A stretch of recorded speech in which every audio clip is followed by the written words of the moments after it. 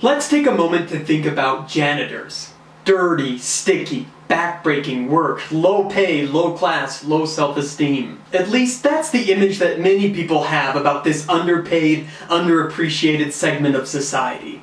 But what are the origins of the word janitor? A word's etymology is a history of its origin and usage, not to be confused with entomology, the study of ants and insects. The word janitor traces its roots back to the Latin word janua, the word for door, and that combined with the agentive suffix tor gives us our modern word janitor. But what is an agentive suffix? An agentive suffix is a suffix such as er, or, ian, or ist added to the end of a verb or noun that changes it into a new noun and essentially adds the meaning of someone or something that does whatever the original word describes. To work, to exert oneself physically or mentally, to do, make, or accomplish something becomes worker, someone who works. Piano, a musical instrument, becomes pianist, someone who plays the piano. So what of our Latin word for door? When we take janua, a door, and add to it the agentive suffix tor,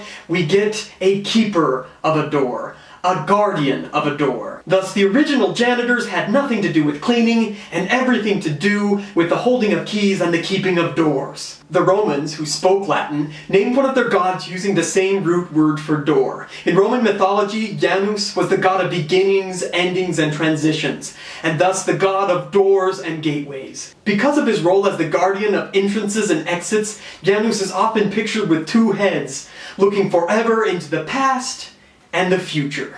So yeah, a pretty cool god. It is for Janus that we get the month of January, the first month in the Julian and Gregorian calendars, and the first month of the modern calendar. Named for Janus precisely because it is the beginning or entrance of the year. And if that's not enough, one of Saturn's moons is named for Janus as well. So as we can see, the word janitor was not at all a negative thing. St. Peter is even described in some texts as the janitor of heaven. So why then have we come to look on the word janitor with disdain? Precisely because language changes, and in this case the word janitor underwent a semantic change, a meaning change, through a process known as pejoration. Pejoration is a process by which a word's meaning degrades or becomes more negative. For example, the word pagan, which now refers to an uncivilized, barbarous, unchristian person, has changed drastically from its original meaning of country dweller. As janitors, who originally just acted as doorkeepers and key holders, naturally began to take on the other aspects of a building's maintenance,